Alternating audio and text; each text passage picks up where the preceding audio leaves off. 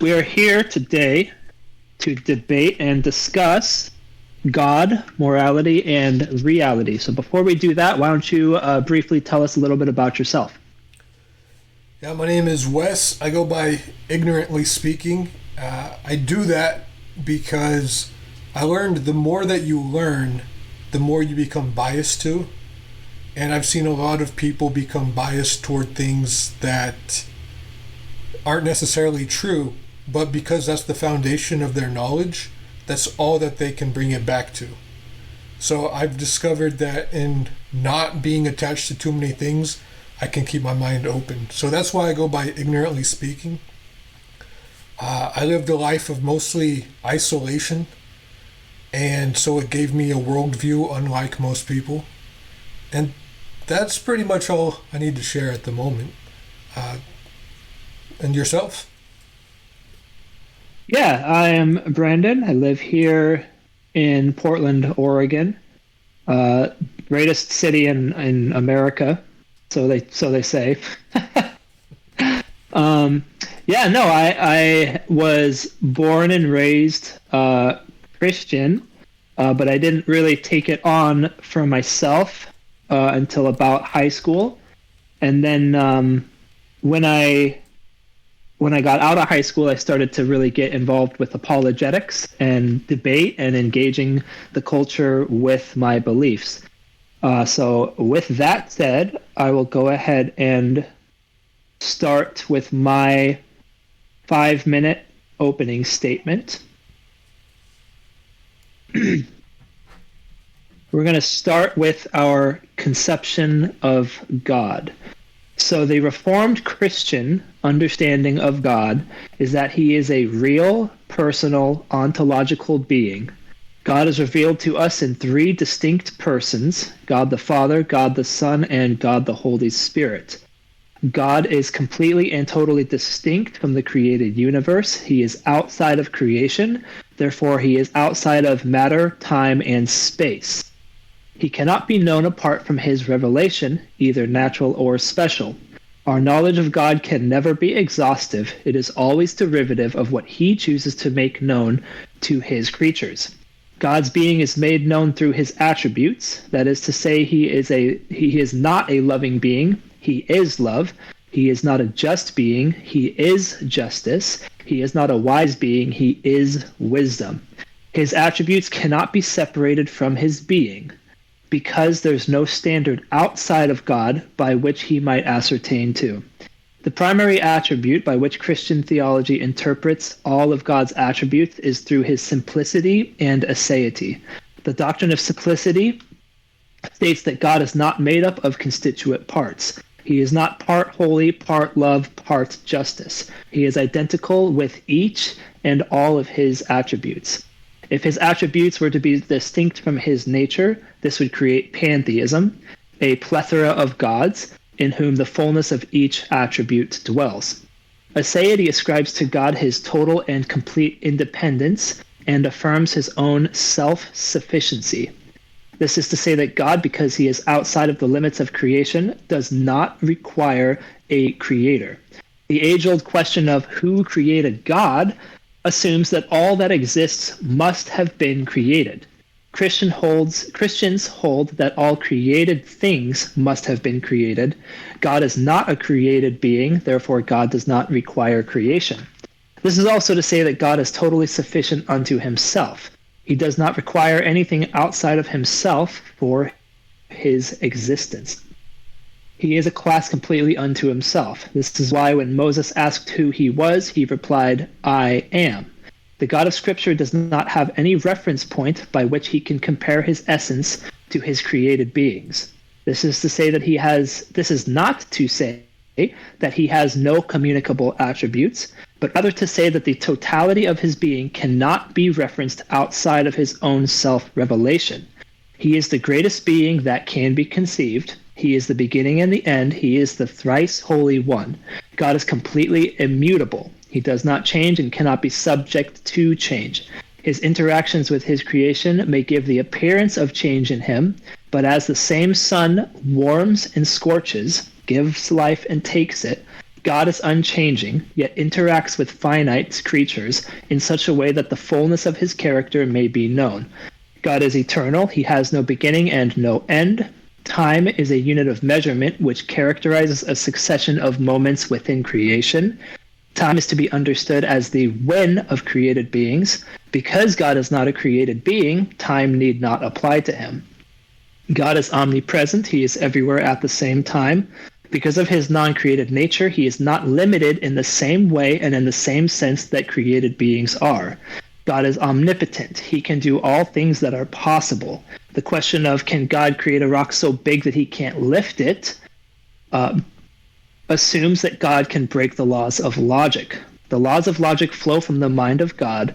Therefore, for God to break the laws of logic would be equivalent to God breaking his own character. He cannot lie, he cannot do wrong, he cannot err, and he cannot break his ontology. Opposed to deism, Reformed Christians believe that the second person of the Trinity, God the Son, voluntarily took on flesh and blood and did not consider his equality with God as something to be exploited during his time on earth. He was crucified according to the scriptures, which foretold his birth, life, ministry, and resurrection, and was resurrected by the power of God. These events were written by human hands through the power of the Holy Spirit, by eyewitnesses, and have been passed down for 2,000 years. Now the third person of the Trinity, the Holy Spirit, is at work in the world to convict God's creatures of their sin, to spread the news of the kingdom of God, and to sanctify God's people for himself. This God is known through the created world through natural revelation, and more specifically known through his self-attesting words found in the Holy Scripture. All men know God. Because of man's rebellion against God, they seek to suppress the knowledge of God through their evil deeds. Man's intellect fell alongside with his will to the effects of sin, when through Adam all became slaves to sin. Therefore, men employ their intellect to deny the existence of the God who has clearly made his existence known to all.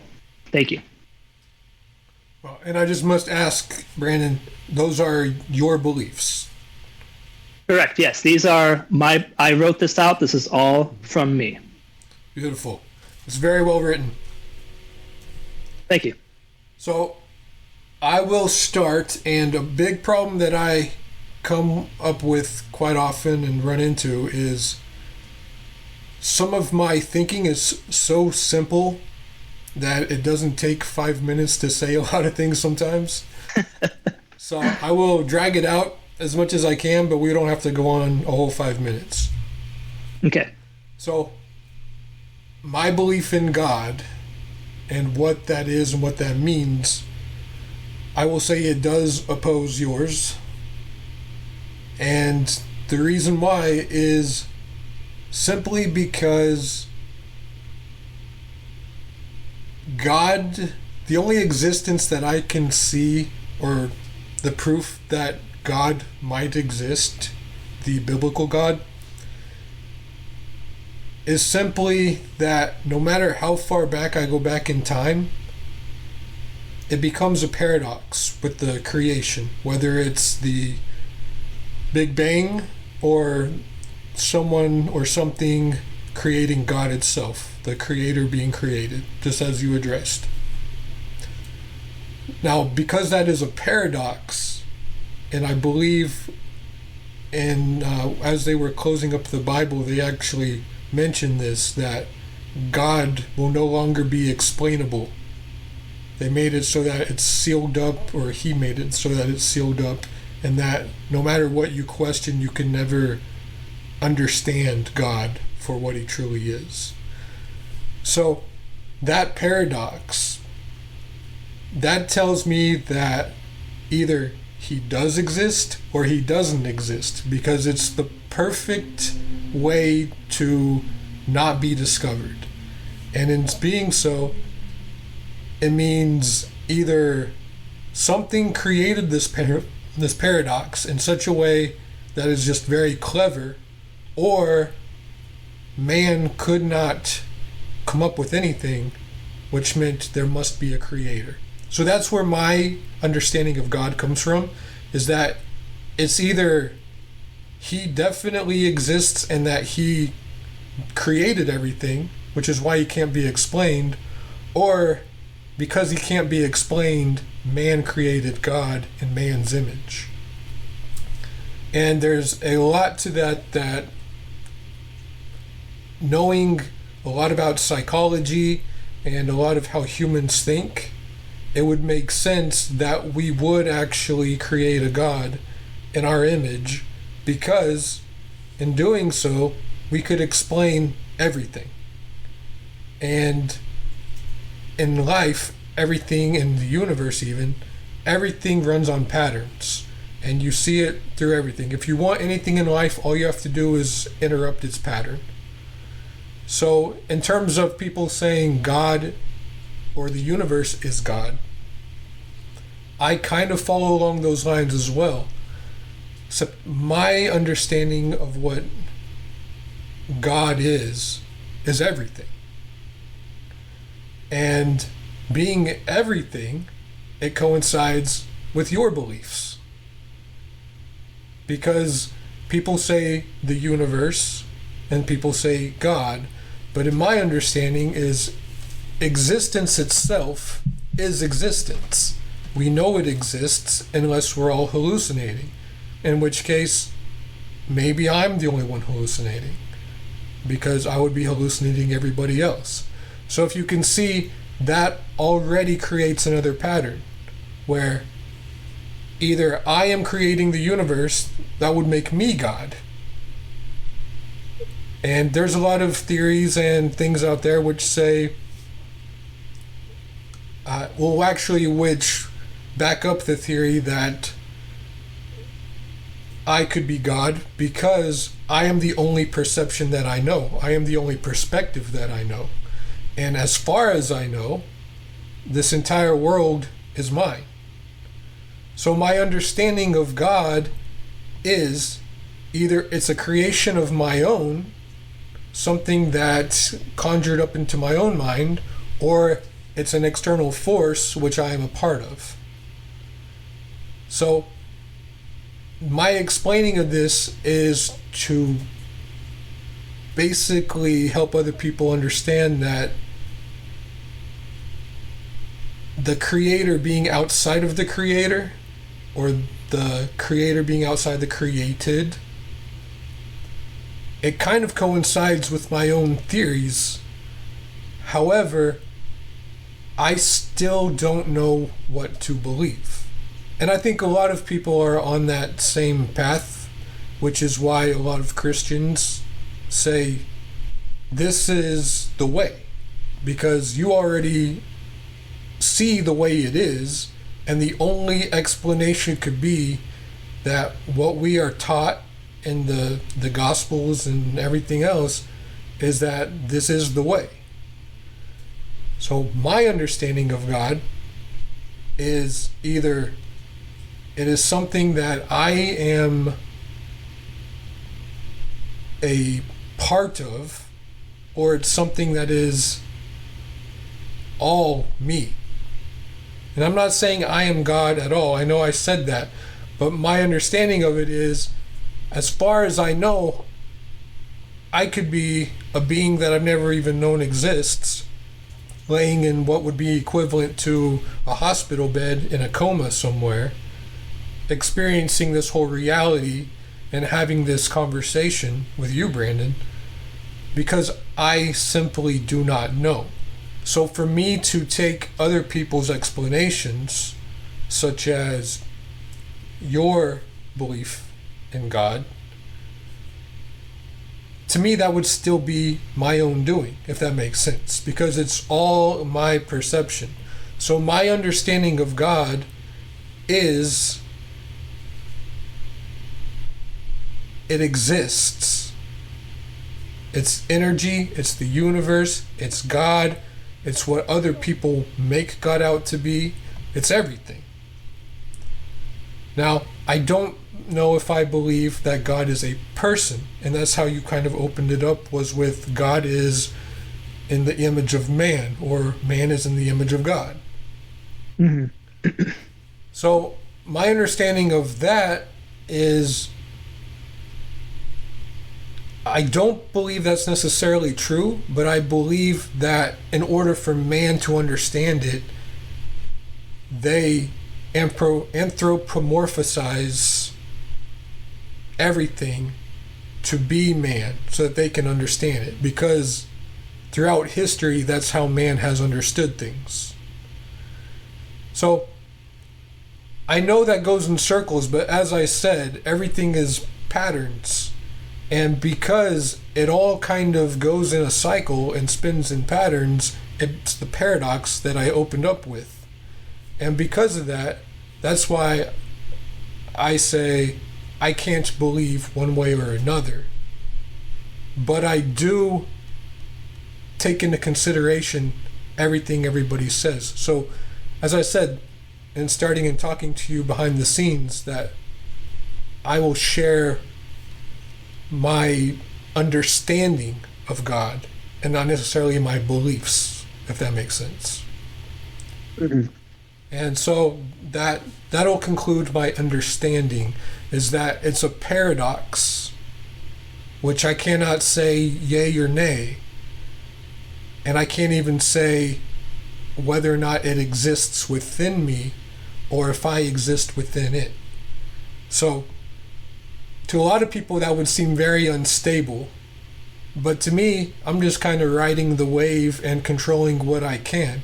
And as we get into morality and reality, I'll expand a little bit more on that. But that is my understanding of God, is that it's very paradoxical to the point that it either proves God exists or it shows that man made God in man's image.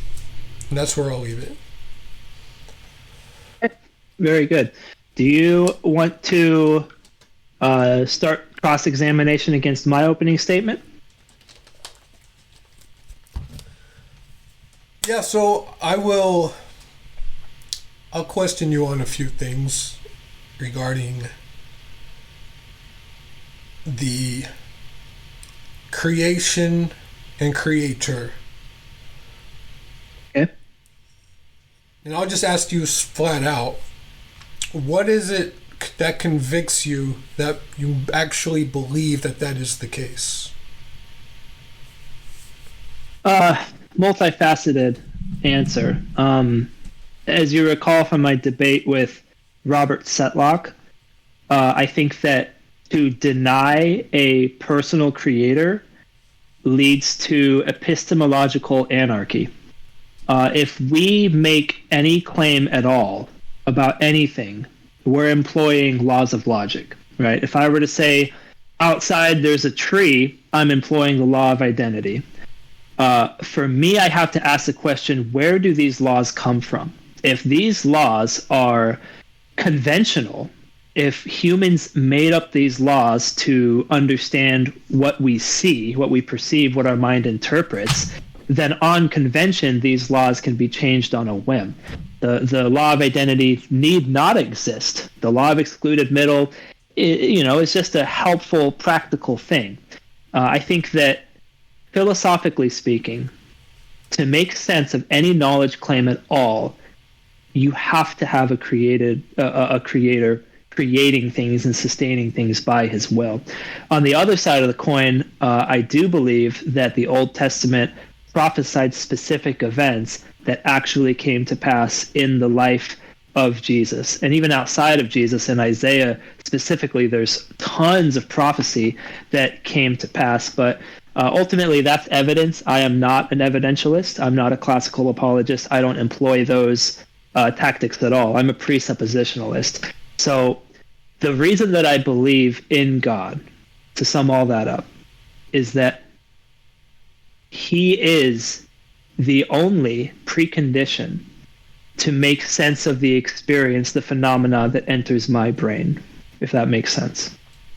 I think it coincides quite a bit with what I said, actually. In terms of it can't be explained, and the only way things can be explained is by having that beginning.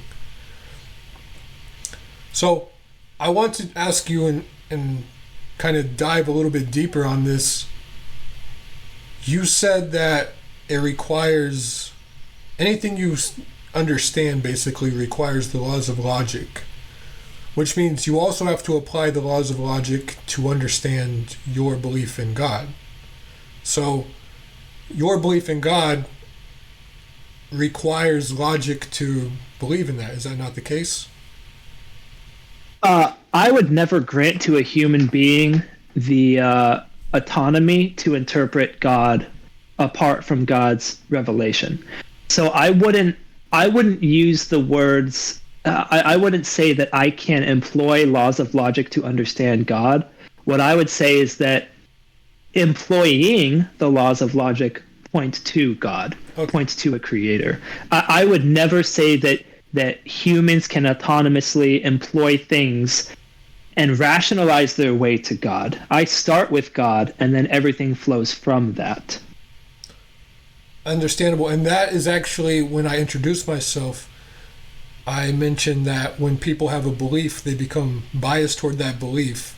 So the reason I say that is because I learned that there's two kinds of logic in the world. And one is shared logic, which means people agree that the thing exists or is that way, right? But individual logic is your belief and then what you want to believe or what you're being told, and then you have to equal that back to your belief, which means, this is what logic is, right? Is you have a solid belief, and then if something you hear doesn't make sense, then it's not logical, right? The only way it can be logical is if it equals your belief or adds up to your belief. So in that sense, anything we believe has to become the answer to anything forward. So basically, as like what you were just saying, is in order for your belief to be true, it would have to follow the logic of your beliefs, right? I wouldn't use those exact words, but yeah, I'm following what you're saying. Right, it's kind of like a loop, almost like a boomerang, where it's hard to explain. I've tried to explain it many times now. No, I get what you're saying. Yeah. Excitement of it, but yeah. So in terms of your beliefs, I understand where you're coming from, and I don't have anything against your beliefs at all. Like I said, they actually fit within my beliefs, which is weird because my beliefs don't fit within your beliefs, right? Yeah. So that almost, in my mind, that makes like the infinity sign, because now we have two different cycles moving at the same time, and they're twisted in the middle because they're transcending each other. Now, your beliefs and what you mentioned earlier have the God, the Son, and the Holy Spirit. Yeah, the Trinity. So, and the Holy Spirit alludes to evil, right? It's here to protect or to judge. Is that kind of the understanding of that? The historical answer would be that he convicts the world of sin. He convicts the world of sin. So that means you would have to not understand, but you would have to believe in sin. So what is it that makes you believe in sin? And I know we'll get into that with morality and stuff, but here in your opening statement, I'd like to understand more about why you believe the things you believe, because you told me about the logic, and you told me about that's kind of the conclusion that you could come up with.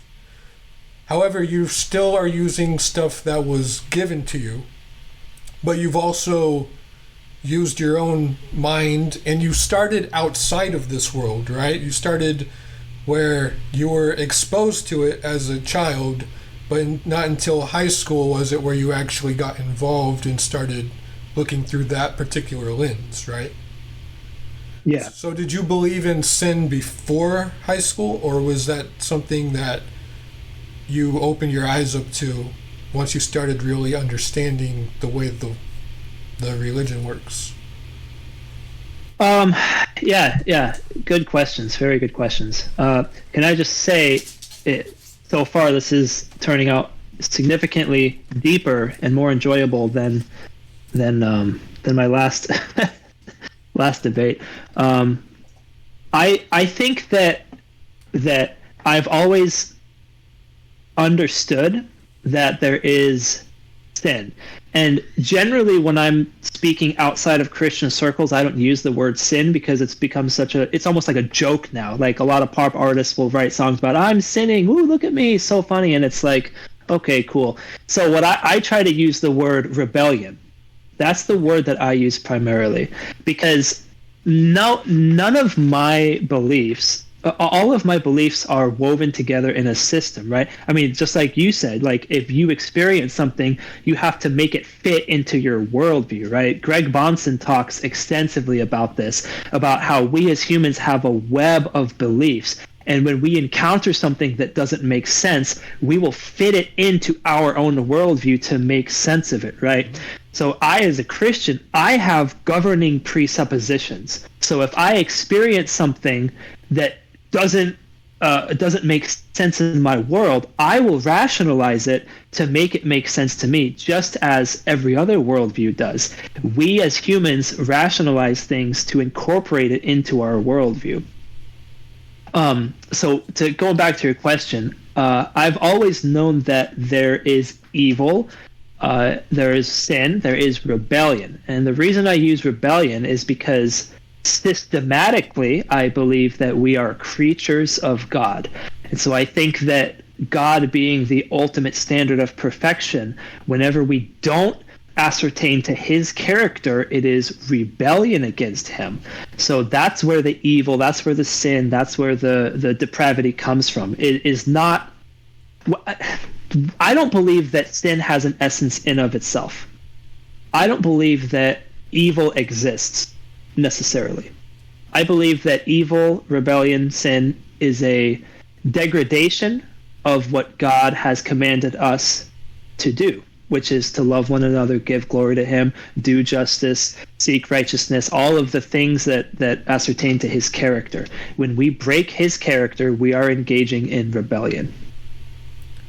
I like that. So you don't necessarily believe in the entities of like demons and Satan being this conjurer of sin that compels people to act like zombies and do terrible things, right?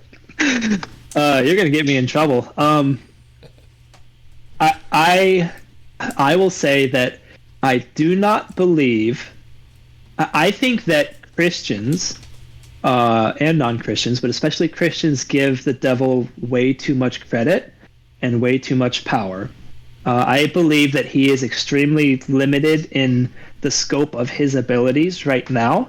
I think that he is at work in human beings to incite rebellion, but I think we as human beings are pretty rebellious in and of ourselves. I mean, when you look at the scriptures, you see that he's tempting people and he's causing havoc and he's doing all these things, but most of the time it's just people being evil. So I don't know if that answers your question, but I don't really attribute a whole lot of sin and chaos to the devil. No. Right. No, it definitely does, because like you said, a lot of Christian beliefs that I've come across, and I didn't mention this, maybe I did off behind the scenes with you at one point, but growing up, I was born in the mid-'80s, and it was directly after, or right around the same time, that a very famous doomsday cult was disbanded.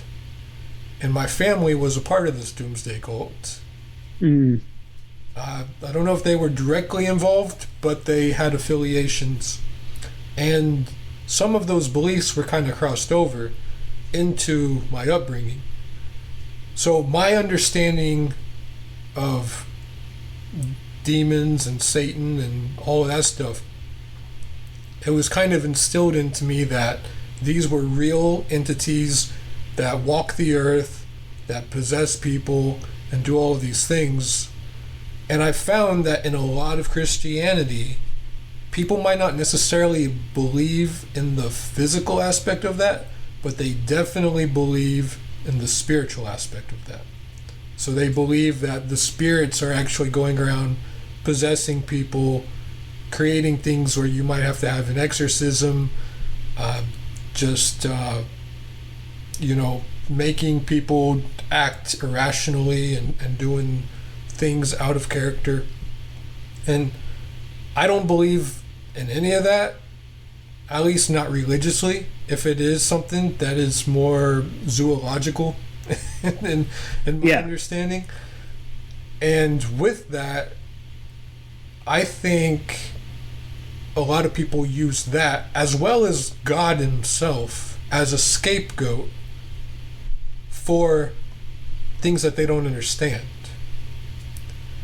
And coming back to logic, because that's where I apparently fall into, is I'm not very scientific, but I also follow logic very well. But I also have the understanding that logic can very well be my own bias, right?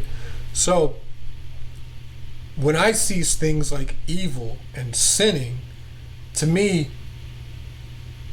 I can trace most of that stuff back to just survival and sadness and fear. I mean, basically those three things to me will add up. There's one exception though, and that is psychosis, or anything relating to some sort of physically mental, I don't know a good way to put it, but just maybe some physical abnormalities of the brain that would actually cause somebody to be mentally unstable, or just not as a functioning human would be. So maybe they have something like their wires are crossed in terms of, I need to eat, which is something of survival, right? But instead of I needing to eat, I need to kill.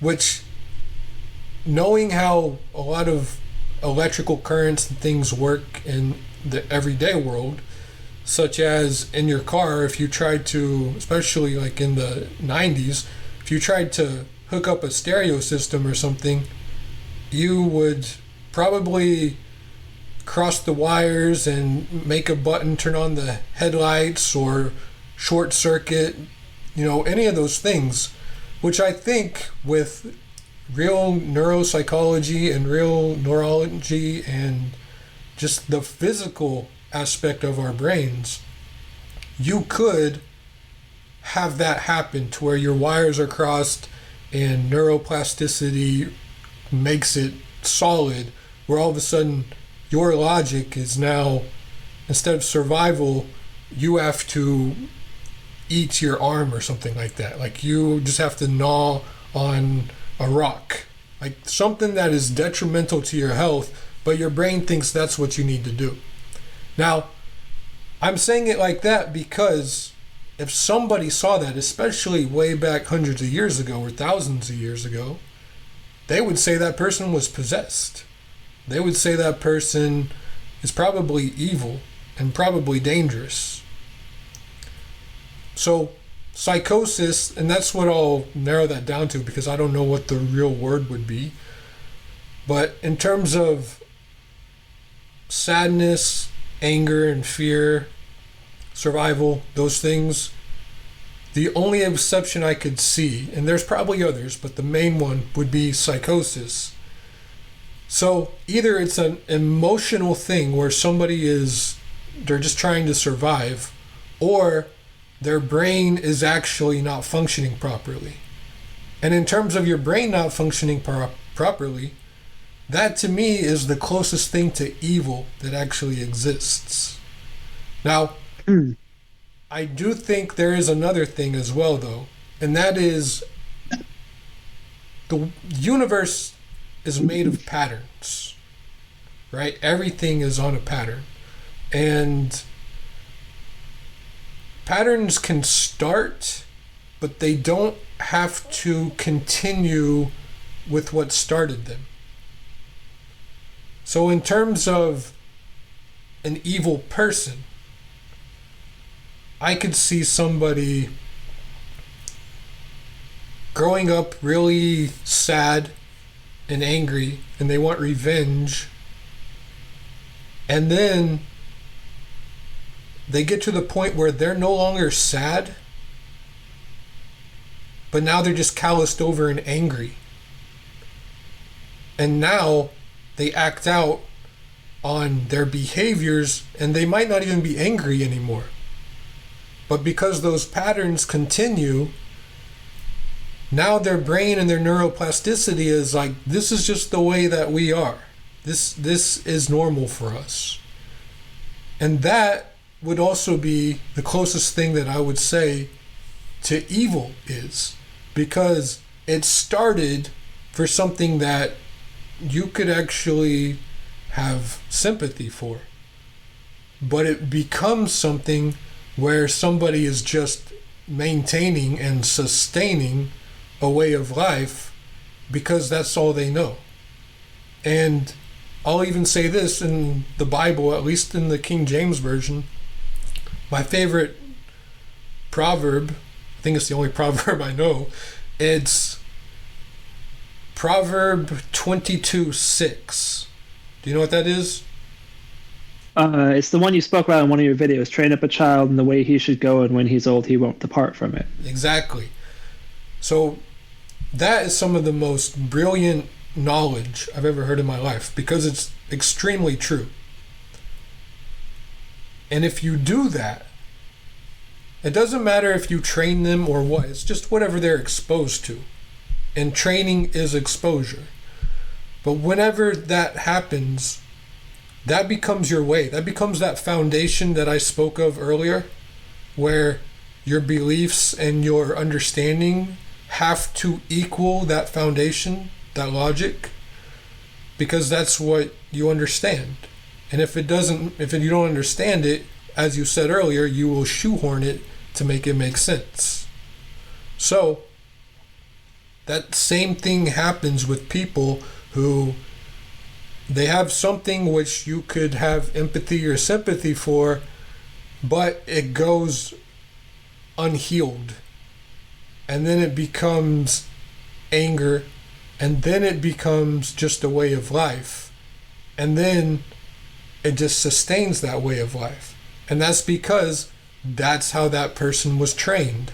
And that's how humans work. I call humans wind-up toys for that very reason.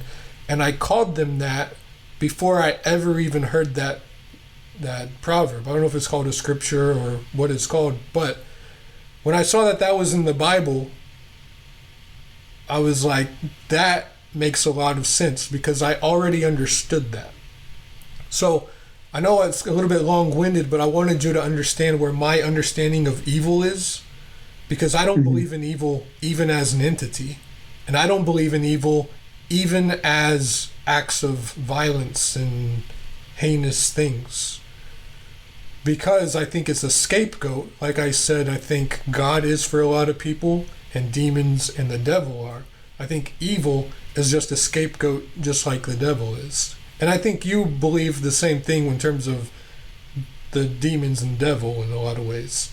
People just kind of, they ball it all up together and say, that's what I think causes all of this. And as you explained, your understanding of evil is kind of just the disobedience toward God's will, right? Yeah. In a nutshell. Yeah.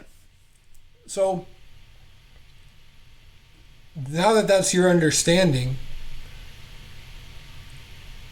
I'm kind of curious as to what solidified it for you, rather than the logic that you were talking about, how the laws of logic have to make sense, and that's the best, like, that's what led you to believing in God, right? It just made sense. So what was it that made you realize, I cannot oppose this? This is the answer, and I'm not even going to seek anything else? Yeah, good questions. For me, like again, I just keep coming back to the transcendental argument for the existence of God.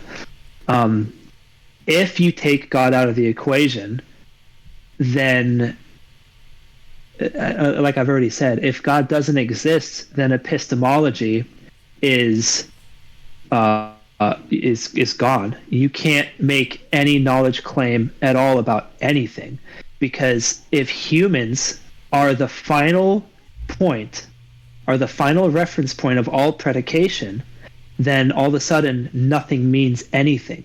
When I say that car is red, I'm talking about concepts that point back to things, that keep back and back, and eventually I'm going to have to get to the thing, the primary thing to which all else gains its essence from.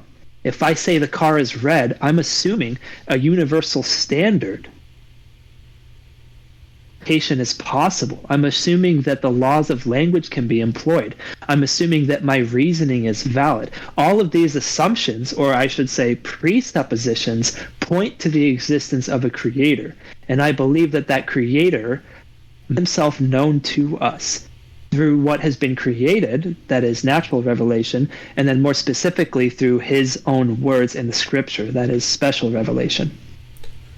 See, that's where the cycle starts for me, because I agree 100% with what you said, except for the creator part. Because as you said, everything has the explanation until you get to that wall, which is God himself, right? So it's like, that is, and that's what that means, like the creator, the Genesis before the Genesis, right? But I always think of things in terms of the future. If we made changes today, let's say somebody burned all the Bibles in the universe, in the world, even if we shipped them out to other planets and stuff, right? So if we got rid of all of those scriptures and then somebody else decided we're going to use a well-known book, a book that I don't even know which one it would be. It would just be something that has evidence of things like, let's say, the Sphinx and monoliths and stone creations that would likely still exist a million years in the future, right? Or let's say thousands of years in the future. Most things, I mean, if we talked about just having a book on Silicon Valley or something like that, it would just seem like complete science fiction if people in that future would even know that that existed. Let's say it's a post-apocalyptic future, right? So those people, if they came across, let's say they came across two books. One was the one that has the stuff about the Sphinx and the pyramids and stuff that actually still existed, but they also came across a computer magazine from Silicon Valley, and it had all this stuff about virtual reality and stuff like that, right? I mean, you could have two factions of people break out to create two completely new religions, and they would create their own god or their own explanation, because they would, as you said earlier, try to make it make sense, right? They would make it fit into their understanding of things. So you could have the faction of people who have all the electricity and all the stuff, and that would just boggle their minds, because like you said with the red car, you have to have some point of reference to even get there, right? The color red, what a car is, what even seeing an object is. Like, there's so many things that we're not even taking into consideration. That is, let's say, the power of God, just the way our eyes work, and the rods and cones, and every little thing that actually takes place in our bodies. Because who's to say in the future that they even still have all of those functions in their bodies? Because who knows, it might degrade over time or something like that, or there could be a nuclear blast or something that sterilizes some part of the human body, and over a point of time it just doesn't continue anymore. I mean, these are all things that could actually happen. Now, in terms of that, see, with the beliefs and knowledge of kind of what you have, I think you probably are in the understanding that the world is probably 6,000 years old or something like that. Would that fit into your beliefs? Yes, I am a young Earth creationist. Okay, so you have a wall there which kind of diminishes any of those beliefs for yourself, but other people might believe, things were well beyond 6,000 years ago, right? So in terms of that, in the future, anything could happen, but what does that mean for where we are now? Because if everything's happening in patterns, then that's already evidence, or at least a hypothetical evidence, that things have already happened to get us to where we are now, right? So, yeah, my understanding of even the Bible, to me, the Bible is basically Instagram. Now, people will never say this out loud because they probably never thought it, but you have heard that people probably said it's kind of like an almanac, right? Where it's like just a bunch of knowledge that was thrown together. Have you ever heard anyone say it like that? I have not, no. So, with my own logic and my own beliefs, that's kind of how I see it. Where, like I said, that Proverbs 22:6, it just makes so much sense, and so many other things do as well, such as the predictions and prophecies that you mentioned in the Old Testament that came true either in the New Testament or before the New Testament. So, if those things happen, I can't say whether or not those things have already happened in the past, which are affecting me now, because I can logically see them happening in the future. Like I said, that kind of, with you personally, would stop because 6,000 years isn't really a whole lot of time to do a lot of things that people say would happen. Let's say like the Grand Canyon, right? They say one theory is that a waterfall just kind of slowly fell for millions and millions of years, eroding it from one end to another, which just eventually carved this entire canyon, which it wouldn't fit into your worldview, right? So let's say something like that actually did happen. In the future, I could see it happening again. There's things that are taking place right now that we know if it was sustained, it would create very big changes in the world.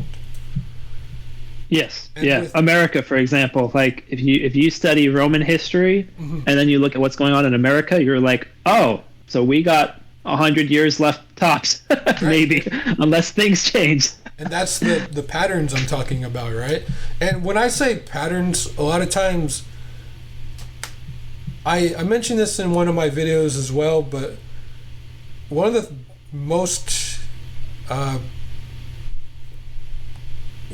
overlooked things about patterns is patterns, they do repeat themselves. So when people are moving forward, they think they're moving backwards because they're revisiting things that have already happened, right?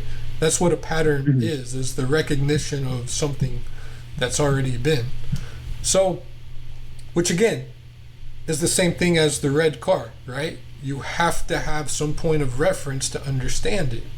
So moving forward, we don't even know if things are familiar or not, because we haven't experienced them. But if they are on a pattern, because let's say even yourself, you weren't around 2,000 years ago, and the Bible doesn't say every single thing that ever happened, right? So I also want to ask this in terms of the Bible. When was it finished? So when was the last book printed and they stopped producing the Bible as something that had additions to it? Like when it was all compiled, like when was the final form? Yeah, lots to talk about there. And I do want to be able to talk a little bit about your theories of God as well. The answer to that is it's both a historical answer and a theological answer. The theological answer would be that God from eternity past has known what he was going to say to his creation, and it comes to pass in history. So the Old Testament, various different authors compiling the scriptures, and then you have about 400 years, the intertestamental period is what we call it, between the Old and the New Testament. And then Jesus starts his ministry. He does all of his stuff, and then people write down what he did, the things he said, and then it's passed on from there. And then you have so the New Testament is compiled by the apostles, or people who walked with the apostles. And then Revelation, it's probably not the oldest written book. It probably is written before 70 AD. I believe it's written before 70 AD because I believe it's prior to the fall of Jerusalem. So when was it all compiled? That depends on what area of the world you're looking at, because in some parts of the early church they had more books than others, as Paul's letters are, because you also got to remember this is in the height of Roman persecution. Romans hated Christians. They were killing Christians. And so you couldn't just openly carry Paul's letters. You couldn't openly carry gospel letters. So these are being secretly thousands of fragments that we have today. So to answer the question, it depends. It depends where, if you look at the Catholic Church, they didn't canonize their scriptures until after the Reformation, during the Council of Trent in the 16th century. So I can't really answer very recent. Yeah. That's a whole other can of worms. But I don't know. It's a twofold question. Really quick, I did want to answer the young Earth creationist thing. In Scripture, during the creation accounts in Genesis 1 and 2, the Hebrew word yod is employed. When it says God created this, and then one day. And then he did this, and then one day. That word yod, in every other instance in the Old Testament, refers to one literal day. So there are some people who theorize an old Earth creationism, where they say that God, and then he stepped back for 20 billion years, and then all this stuff happened, and then he came back. That doesn't work exegetically, because scriptures say he did this in one day, and then he did the next thing in one day. The answer to the objection is that when God created man, he created a full-grown man. When he created the garden, he created a full-grown garden. So we believe that when God created the earth, he created a mature earth. So he created the Grand Canyon as if it had been around for hundreds of thousands of years. And I think that one of the great strengths of that argument is the uniformity in nature, right? God created this universe to run on the laws that he established. There is uniformity in nature. If I go start my car right now, the engine's going to turn on. If I turn it on and it turned into a giant plate of spaghetti, I would say, whoa, there's an irregularity in nature. This is so crazy. But we know that's not going to happen. The universe is structured in such a way that we know the past is going to be like the future. We know that things are ordered in such a way. So when God created the Grand Canyon, he created it in accordance to the laws that he was setting in place at the time to give it the appearance that it was millions of years old. See, and that, again, it coincides exactly with what I was saying about patterns. And one thing that I didn't say, but I also know and believe, which is exactly what you just said, is that everything has a sequence. And that is one of the patterns of the universe, is that you can predict a sequence. If not, we wouldn't have common knowledge, because 2 plus 2 wouldn't equal 4 anymore, right? So exactly the same thing that you just said. Now, that also goes into another thing, which is the simulated Earth, right? The simulated world theory, people living in a simulation, which would follow the exact same rules that you just applied with God, which is if you program it, you can just play that pattern. Like, just, again, there would be something that would already exist. They would put it in place like a Sims game or something, right? And then once you're ready to play, it just goes on in sequence. So there's a lot of things that can be unpacked there, but I wanted to also kind of say what I was talking about the Bible being Instagram, because that's what I was getting at with the patterns and your understanding of the compilation of the Bible, right? So let's say when I was talking about the future, right? If in the past something had happened that wiped all the memories of humans and all the stuff, the Bible is proof that there was knowledge well beyond what we even have today. I see it all the time. It's things that people don't even realize today, the Bible already says. And usually if I have an epiphany, I'm like, I'm going to go look that up and see what the Bible says about it, because I know most of those things are already in there. And I've never read the Bible front to back. I've read a lot of things in and out because I used to have Bible studies with my grandparents every weekend that I was with them. And it was interesting because my grandmother would actually talk about what you were talking about with creation. And she would say she believed the dinosaurs existed and that they probably existed for a long time, but God alludes, or the Bible alludes to a time where there was darkness. And she said she believed the dinosaurs lived in darkness. Now, scientifically, that wouldn't make sense, because if you look at, let's say, cave-dwelling animals of today, a lot of them are albino and blind, right? They have no need for sight. And they have no pigmentation. So if that was the case, dinosaurs probably wouldn't have eye sockets. They're bones. Now, that's not necessarily true, but in terms of how it would work, right? Because a lot of the things that are in cave systems today, they have eye sockets and they are blind, but that appears to be, whether you call it evolution or adaptation, right? Because animals and humans, we all adapt to our environments. That's why we can travel the world and conquer or inhabit, I guess would be the word. So God's creatures are very resilient creatures, all of us, right? So we can adapt to circumstances all the time. I mean, bugs do it, mammals do it, reptiles do it.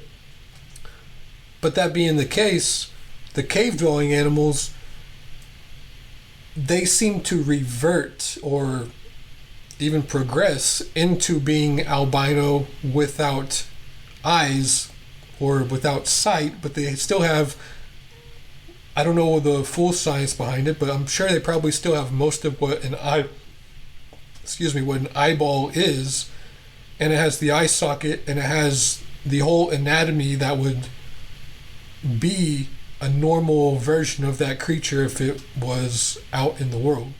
So just that alone has made me wonder about, as you were talking about the Yod and how long it actually took, because that doomsday cult I told you about is very well known. I'm not going to talk much about them, but they are known for their Sabbath being on Saturday.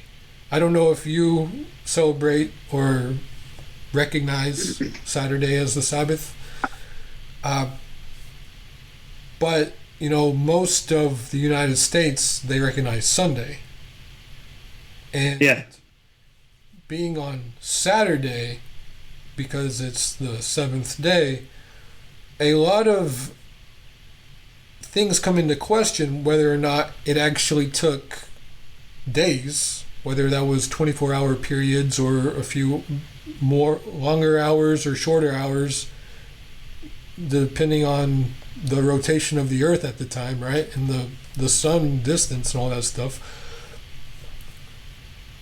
I don't know, and I can't know. Now, as far as the Bible being like Instagram to me, all of that stuff, it kind of alludes to all that knowledge I was talking about. It alludes to there being a lot more time than 6,000 years. However, look what humanity has done in just the last 200 years, or just the last 50 years. I mean, from the time you were born to now, the world is unrecognizable. I mean, if you watch... Oh, yeah, 100%. Yeah, if you watch it on TV, like from the 1970s to now, it looks very similar. Because what we can show is very similar. But what we experience, our actual perception, seems to be a whole different world. To the point that people that were born in the 50s and before, their logic and their understanding is not just being challenged, but it's being completely disregarded in a lot of ways. So things that people like baby boomers, right, are that they understand, it's not even the way that things actually are. And that has created this huge rift, and that is just in the last 60 years. So who knows what 6,000 years could actually hold. Now, yeah, I think we're in the early stages of the Earth. Let me ask you. The Doomsday cult that you were a part of, did they believe in the rapture?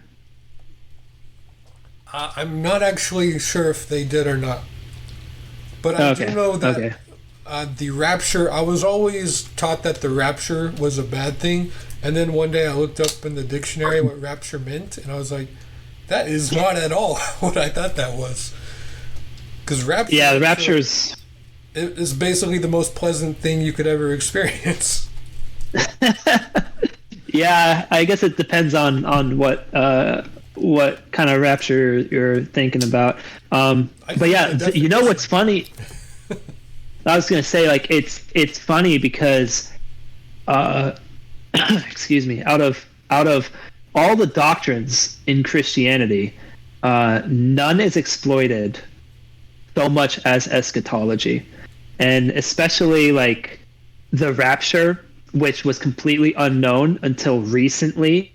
The early church, the medieval church, no one ever thought about this. And then one day, I forget the guy's name, but recently, last couple hundred years, someone came up with this idea of, oh, hey, God's going to take us out of the earth, and then the end times are going to come. It's not biblical. It was never biblical. It's not in the Bible at all. But unfortunately, people have just grabbed hold of it and assume it to be true without actually looking into it themselves. We've gone super long. I do want to pick your brain a little bit about your conception of God. So you believe in correct me if I'm wrong, in a secular system of reality as a whole, where I guess my question for you is, what created the reality that we currently find ourselves in. So that, like I said, I don't necessarily have an answer to that, but if I looked at, you mentioned how God put into place things as though they already were, right? So I mentioned that would be something like The Sims. So I don't believe that the world is a simulation, but I believe there's a lot of evidence that shows that the world could be a simulation. And one of those biggest evidences is the patterns. One pattern being we already have the ability to 3D model with computers. And if you've ever done any 3D modeling, it's one of those things that, especially if you do a lot of tutorials and stuff like that, and you learn how to do all the fine details, you start to realize you can actually 3D model literally anything. And then you start to see that everything is so simply made. Everything. I mean, even things like cloth, even the flow of a blanket, all of those things are,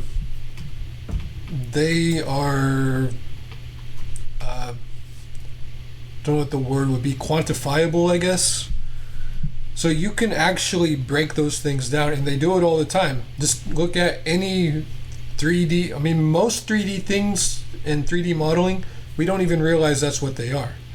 There are things like a panel on a car in a movie where they completely replaced it so that you couldn't see the camera reflection in the car anymore. You would never even know that you're seeing that, but that's exactly what you're looking at. Now, in doing that and seeing that, it becomes very clear that we can be, for one thing, easily manipulated, but another thing is it looks indistinguishable. It's completely, our perception is not fazed by it at all. There's not even an uncanny valley awareness to it. It's just, we just accept it as reality. And our perception is our reality anyway, which is another scary thing, which, I mean, going back to a doomsday cult, you can literally train up a child to believe anything. So your perception being your reality kind of goes back to what I was saying earlier about my understanding of God, which is I could just be hallucinating the whole thing, whatever I am, right?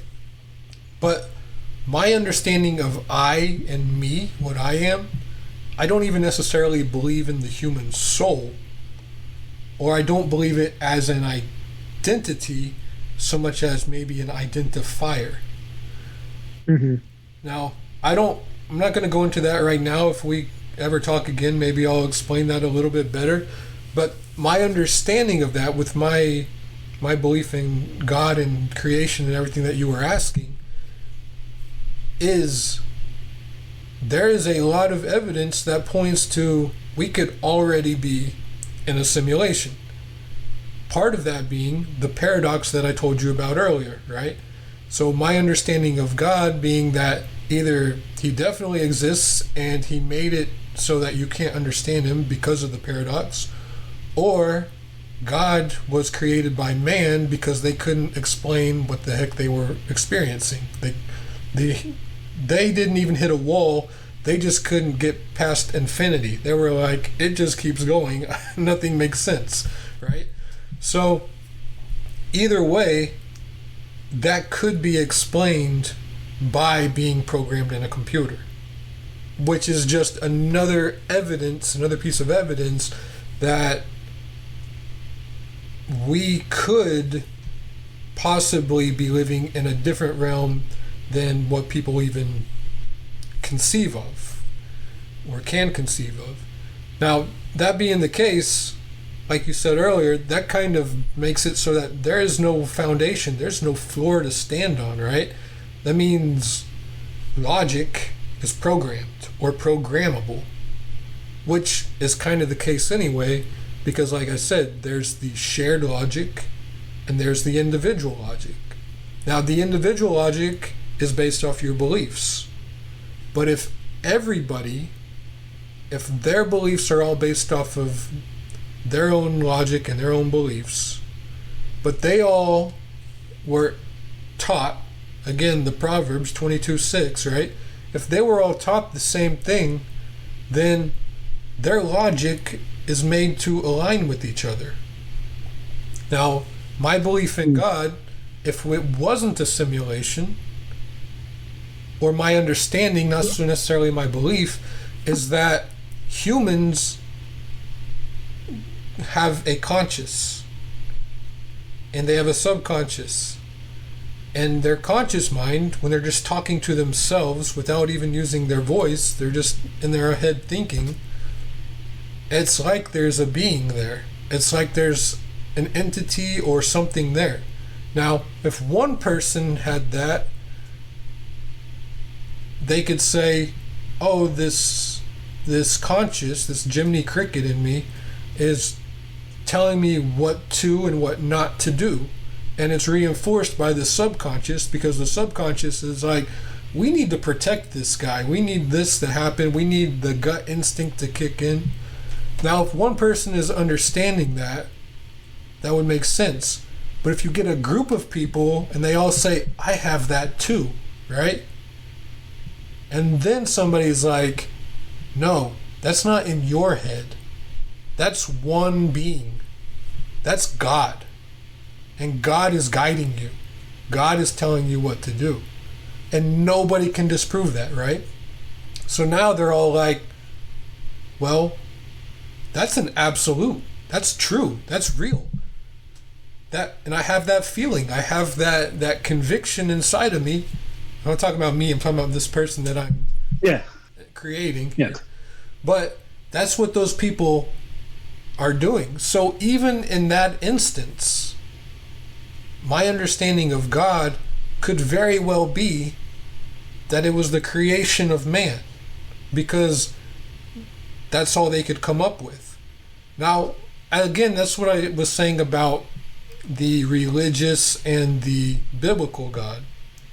But if we were talking in terms of the all, the everything, the universe, and I don't even want to say it in terms of, like, a lot of people will say the universe in terms of like a disrespect toward God kind of thing. I just mean it as though everything is just as God says, I am, right? So in terms of that, even if that was the case, that God is I am, it would still, let's say he didn't even communicate to humans at all. And he didn't even give humans, like, it was like, I don't need your love. I don't need anything from you. I want you to just exist and create. Deism. Right. I just want that. And people would still find reason, and they would anthropomorphize it and create God. Now, another thing is, if there was no God, and man was still exactly the same as they are, they would create God just for the power of having that God, especially because we have that conscious. So if somebody said, that's all the same person, everyone's hearing in their head, and they're saying, I hear it too, but it's telling me to do this, and I can convince you of things that are already true, right? Where it's like, a thing that a lot of people say today is they believe in God because they survived a car accident, right? So it was a car accident and they just know that they would have died, but they didn't. And so they say, because of that, now I believe in God. Now, whether or not God is in the equation, if you backed it all up with science and you actually broke it down to the quantifiable, calculable, every little piece, and recreated it on a computer or simulation or whatever to see what variables, if they actually did survive that, or if it was just a complete miracle.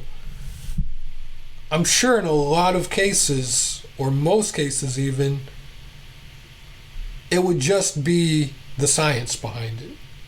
Now, I'm not saying there's no such thing as miracles or anything like that, but I think a lot of people, just like you were saying earlier, they kind of jump to conclusions, or they lump in things, kind of like blaming stuff on evil or the devil or demons. They do the same thing, as I said, with God. And I said a scapegoat earlier, but it's also like a benefactor in a lot of ways as well, where it's like, this person granted me life, this person granted me this, and now I fully believe in God because there's no way that would have ever happened. Now, that being the case, if someone else had already said to you, this God exists and I can prove it to you, and then that happened, right?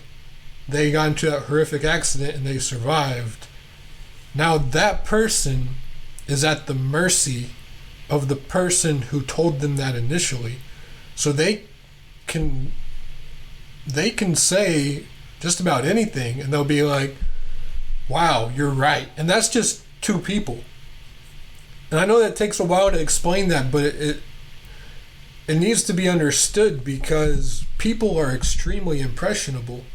And all you have to do is explain something that makes sense to them, such as you can't see God, but you can feel God. Like you can't see wind, but you can see wind, and you can see the effects of wind, which is another explanation. That was personally the explanation I had of God and God's existence. So when you take things that already exist, things that you can't necessarily explain, and you attribute it to God, then you start to have power over that person who is taking that in. And so that is where my belief comes from, is that, like I said, I don't even subscribe to one belief, as I've told you about 3 or 4 different things already. And like I said, I'm kind of along for the ride. My convictions and everything, that goes back into morality and stuff, right? Where it's, I just think people are trying to survive, and that's my true belief. And in that, God and people's understanding of God and everything like that is just people trying to survive. I don't have an explanation for why that's that way. I don't know if evolution exists. There's evidence towards evolution, but as with anything, most things that I know and I learn are from people who have already established those things, and those people are biased towards those things. So if they want to convince me of it, they can, because they have the information to do so, and they also have the variables in the information, the rebuttals, and the objections that I would give, just like any salesperson, so that they can recurve it and put it back in favor of what they're saying. So I don't have any strong convictions or beliefs in what God is or who God is or anything like that. But I do have an understanding that there is something that I cannot escape, and that is reality. And in this reality, I know there's pain, people have suffering, and they're trying to survive. So my understanding of God as is that God is, for most people, a mechanism for reason, a mechanism for understanding, and a mechanism for coping with their own internal pain or discomfort that they can't quite escape. But again, that's all paradoxical, and it comes down to the point, because like we talked about earlier, it's sequential, where one thing is constantly leading to another, and whatever path those people were set on has influenced them to the point that it's compounded.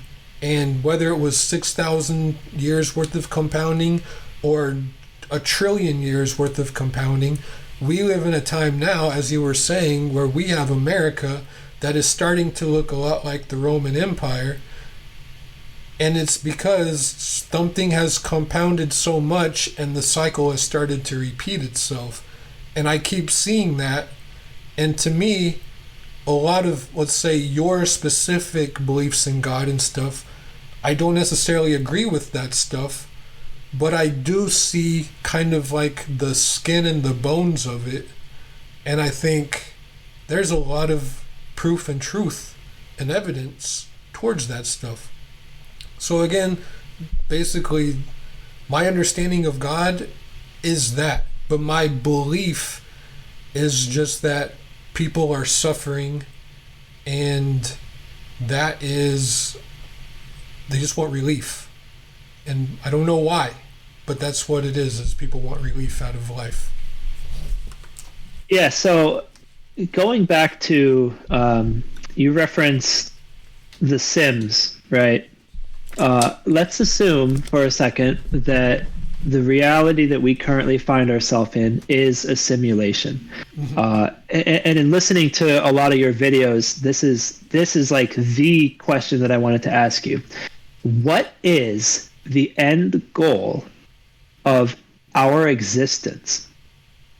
Because when we look at the things that we have in this world, be it, Sims, video games, simulations, AI even, or mechanical things, cars, computers, television, everything that we have or everything that we have created serves a purpose.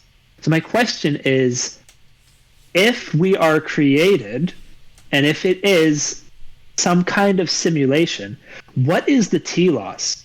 What is the purpose of this reality? And quickly, we're almost at an hour and a half, so we'll wrap this up, and then we'll get into reality a little bit, and then we'll close it up. So, that kind of actually leads into reality, but it's a great question, and again, it goes back to patterns and cycles. So I don't necessarily believe there is an end game. I mean, we might, if energy doesn't actually disappear, if it's never destroyed, which I don't even know if that's true or not. That's just part of the logic of laws and physics, right? But if that is the case, then it just becomes whatever is not hospitable anymore, or we cannot survive as what we are today, and whether or not consciousness will survive. Now, in terms of the way you're talking about it and asking about it, I don't actually believe in purpose or reason. And that is what kind of, it confuses or irritates a lot of people who believe they're theists and they have a religion and stuff like that. Sorry, I'm having a crazy cramp at the moment. Okay, so I had to prop my leg up, and now my calf is cramping. I think I got it. So anyway, that understanding of purpose and reason, to me, is just a pause or not even a pause. It's just like a framework of continuation, because everything is constantly moving. Like, there's, in humans, I was talking about relief earlier, right? We have stagnation and we have stimulation. With stagnation, a little bit of stagnation is how we heal. But stimulation always has to be going for healing to work. So stagnation, like anything else, is completely necessary. But complete stagnation is whatever, like, would be equivalent to death in terms of all things. It was like God dying. That's what stagnation would be like. It would just be the end of, there wouldn't even be consciousness to even perceive what it is. It would just, nothing would exist. It would be before the universe. So the stimulation part of it is everything is constantly going. Now, what is a story or a movie or anything like that, right? It's just a small part that has a beginning and an end in a world that's infinite, right? I mean, even on Earth, we're just constantly going around this globe, but we still have stories and movies and stuff, and that's just these little frameworks of segments of things. But things happen well before it, and things are happening well after every story, right? So purpose is just a link in that chain. Reason is just a link in that chain. In terms of... Would you say that logic is a link in the chain? Well, that's an interesting question, because it is, but it's also like, do you ever see that weird novelty toy, which is just this little thing? It has a motor in it and it has a string, and it just shoots out this weird string, and you can make designs and stuff. Yeah, it like goes in a circle. Yeah. It's a loop. It's like a lasso that just constantly goes, right? Yeah. So if I was to quantify logic would be that motor. And everything else that went out would be your reasoning, and it would come back to your logic. It would come back to your beliefs. So everything you did and said and experienced, like you said, we kind of fit into our reason and kind of shoehorn into our own beliefs to make it make sense. So if it's constantly moving, I would say it is, but let's say it's a link that constantly revolves. So if it's a chain, let's say it's a chain that's actually in a cycle, but each link is also in its own cycle, right? So that way it's constantly moving. There's no stagnation. But at the same time, let's say, when you're driving a car, right? You know that when your car's rubber is on the ground, it's completely still. It's going 0 miles an hour. Have you ever heard that? No.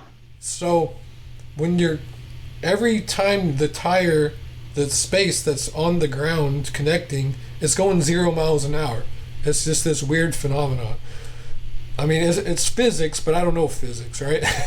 So that is stagnation, but it's stagnation in a cycle of motion. So, okay, I kind of get it. So while that's happening, let's say Earth is a globe, right? And I'm not here to say whether or not it's flat or a globe. But as a globe, it's so big that you can have a flat field that's completely level, right? Yeah. So that could be the stagnation. It's just a place that is temporarily level. In terms of time or a story or whatever, that's the part that you're focused on, that frame, right? So as you were asking if I think that is part of the chain, part of the link, I believe it is. I don't have a full understanding of it, and a lot of this I'm just a theorist in a lot of ways. I'm just taking information that I've learned, and like I said, I'm not fully attached to any one thing, because I've realized people become biased towards their beliefs. But I I'm seeing how a lot of shared logic works, and that's what I'm going off of. So in terms of all of that, the end game doesn't necessarily exist because the purpose and the reason is just that framework on this infinite loop. And that infinite loop just might be a chain on another infinite loop, on a much larger infinite loop made of. So essentially, there's no real purpose outside of our small square. Yes. Well, purpose. This is one of the cycles and patterns of humanity. Is people apply reason to things, right? Mm-hmm. And by applying reason, you're creating reason. So reason and purpose could very well be made in man's image. It could be. Yeah. Do you think that the laws of logic are independent of human experience? Well, I looked up the laws of logic. I don't actually know what they. Could you run them by me? There's a lot of different ones. Let's just say the law of identity. If I say that is a tree, I have employed a law of logic. Do you think that laws of logic, such as reasoning, I guess that's not a good example. Do you think the law of identity, that is the ability for something to be identified, would be possible apart from human experience? So here's the thing about that, is I can't know because I can only apply what I know through the human experience. Now, what I do know about the human experience is identity is not possible without memory.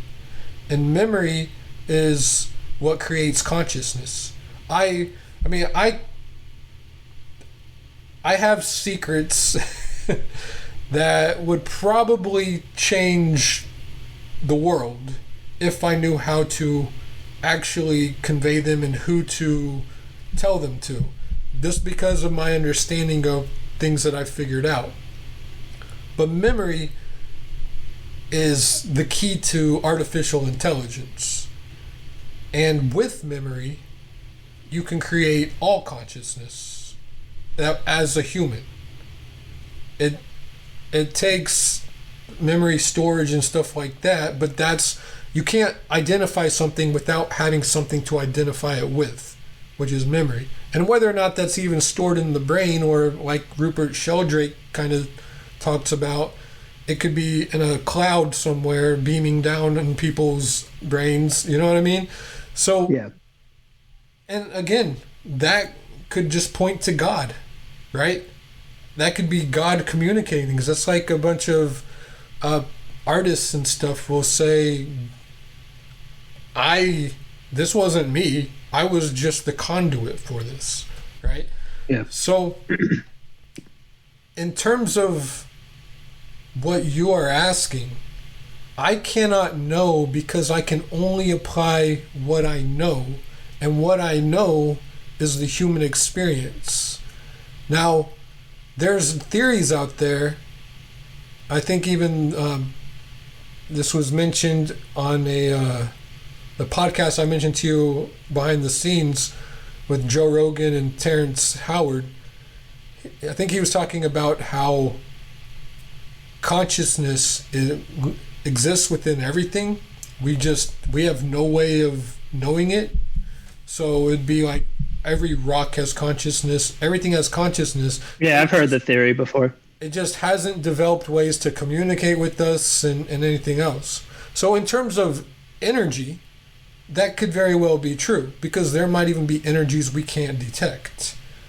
In terms of what we can detect, if it's something like an automobile, which in a lot of ways is built almost in the image of man, right? It's just coincidentally the same things that make man go are fundamentally the same things that make a car go, which is a system of a bunch of systems that work together in a sequence in such a way that it makes mobility, right? And so all of these things coming together, my understanding is it could absolutely exist outside of my understanding. However, logically, if I'm following the logic of the world that we are being told exists, it does not fit within that logic. Which again would explain if it was a cycle linked to another cycle, linked to other cycles, this could just be another cycle or another link of the chain. It could be 10 chain links down that is nowhere near my own understanding. So, and I know that's a really weird thing to say and weird thing to visualize, but I can't know, but I can know that my understanding and my logic is limited enough for me to know that there's absolutely things out there that I can't understand, which means there's things out there that probably are even beyond that understanding. Like if I could understand that, then there's things I couldn't understand even further beyond that. So if that's being the case because of patterns, I would say, yeah, it's probably very likely that those things could exist without the human way of it, the way that you asked and described it. I don't think reality itself is determined by humans as a whole. It might be determined by humans individually, but not as a whole, if that makes any sense at all. Yeah, it does. We're just under an hour and 40 minutes, so we've talked a lot about God. We've talked a lot about reality. Let's in the last few minutes talk a little bit about morality. All right. In your system, how does morality make sense? Well, sense would be reason and purpose, right? So, sense in terms of sequence, morality would just be understanding. Let's say it's shared logic, right? Where people's individual logic all comes together and they agree on something, right? So let's say we all agree that our senses, in scientific terms, our senses are triggered in such a way that we're overwhelmed and uncomfortable. Excuse me. When somebody perishes, when something is gone or taken away from us, right? So we feel loss. Now, in terms of feeling loss, we would want to prevent that, right? Because we don't like that feeling. So it would all come down to protection. So morality would make sense in a way that you wouldn't want yourself or anybody else to feel those sensations that come with loss. And that would be kind of in a nutshell how I would explain it. So would you say, we talked about it a little bit at the beginning, but would you say that murder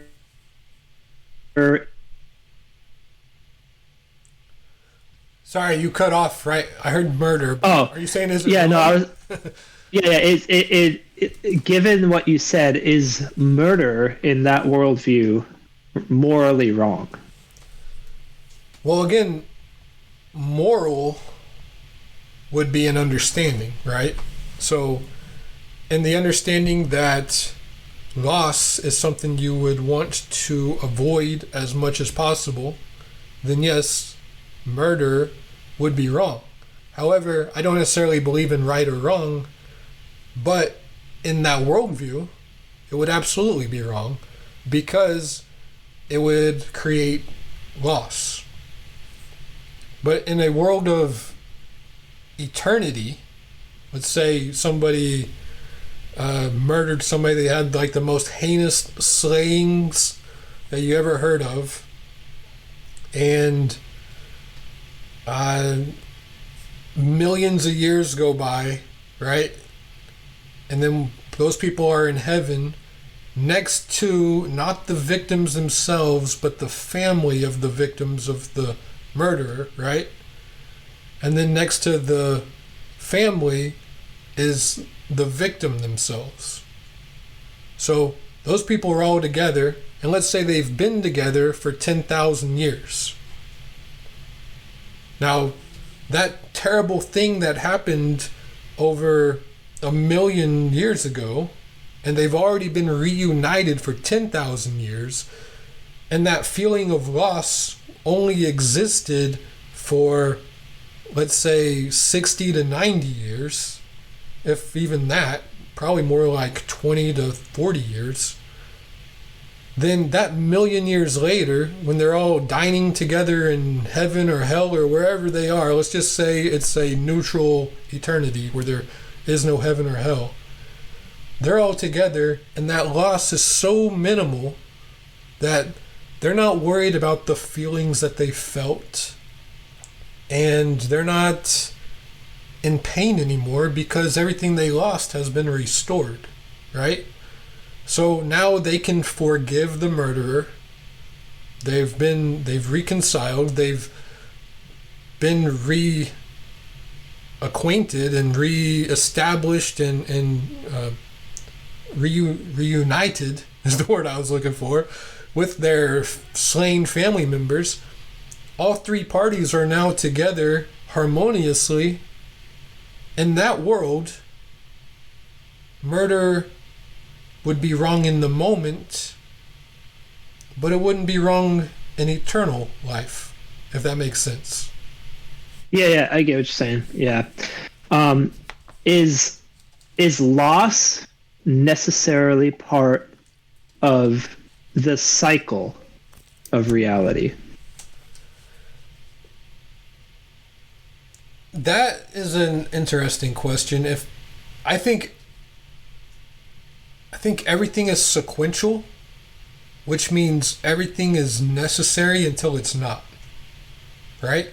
Which means right now, loss being a part of reality, it probably is. Just the same way that in building muscle, or like even using steroids or something, right? You would break down the muscle, you would strain it or whatever it is. I don't know the actual terms for it.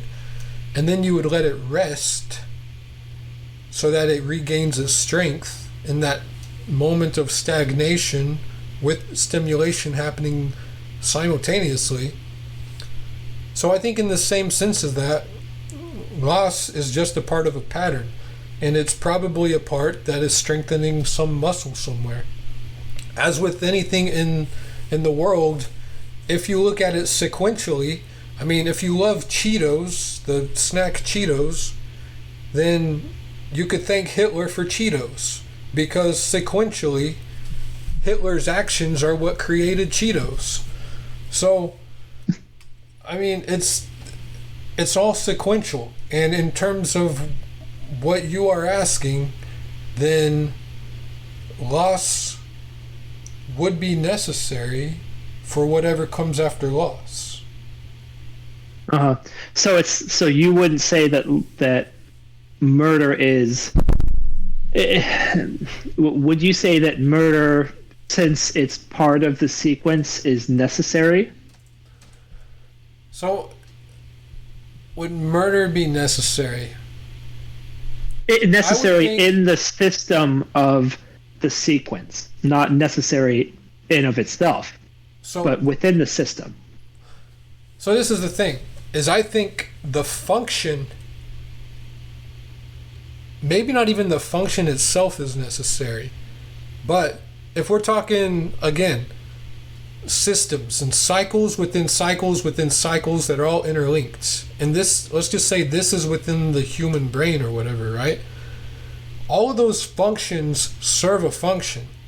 Now they might malfunction, but they're still serving a function. You can put a gear in motion and put that gear in backwards, and it's still going to serve its function, just in the wrong way, because it's not doing what it's supposed to do. However, and I think that's the case with a lot of things like anxiety and tempers, anger, all that stuff is a function that has a purpose. Now, if those things came together, like I mentioned an automobile does, where it's multiple systems within a system, and they're all working together for this one thing to work in the way it's intended to work, then some systems might be off, but all of those things are necessary, which means murder itself in that system that you're referring to might not necessarily be necessary, but because it began and because it started a new pattern, in order for that pattern to continue, it becomes necessary. Yeah, I see what you're saying. That's interesting. I'd love to try to expand on that system you're talking about. But we've gone for almost 2 hours. Yeah. These are those conversations that you probably sit at a table and talk about for 5-10 hours, and you're like, yeah. You look at the clock, it's like, 3:00 in the morning. But no, I'd love to keep going, but we've just gone for a long time. Do you have any final thoughts before we wrap things up? Well, so I know that I'm a little long-winded, and I think when I speak, because I have systems going with systems, so I understand. I'm kind of projecting what I'm thinking at the same time, and sometimes I come to roadblocks when I'm trying to figure out what word to use next, even though I know a lot of what I'm saying. So what I do want to say, though, is I've thought this stuff through very significantly, very far. And that's why I understand that there's patterns with everything. And I'm not just making things up with what I'm talking about. Almost everything I've said, I don't know if you could find research on it or anything, but you could just use your eyes and your senses and witness it in reality. So if anyone is listening and they're like thinking I'm completely out of my mind, I welcome that. But I also would like people to understand that in everything we do, again, we're just shoehorning everything that we are experiencing into the knowledge and beliefs that we have. And if you want to, you can actually start choosing your own beliefs. And if you find enough things, just like if you get on the internet and you type in a phrase saying all water is yellow, you could probably find information on the internet that proves your point, that not even evidence, just proof. And it's not necessarily all reliable proof, but because everything can be manipulated in such a way that every truth leads to that conclusion, you could do that with just about anything. So, knowing that, anything you choose to believe will become your reality. Very good. Very good. Well, Wes, I thank you so much for being willing to come on and talk these things through. It was a very interesting, very thought-provoking conversation. So thank you for that. Absolutely. Thank you for having me. Absolutely. Thank you. Have a good night. You too, man.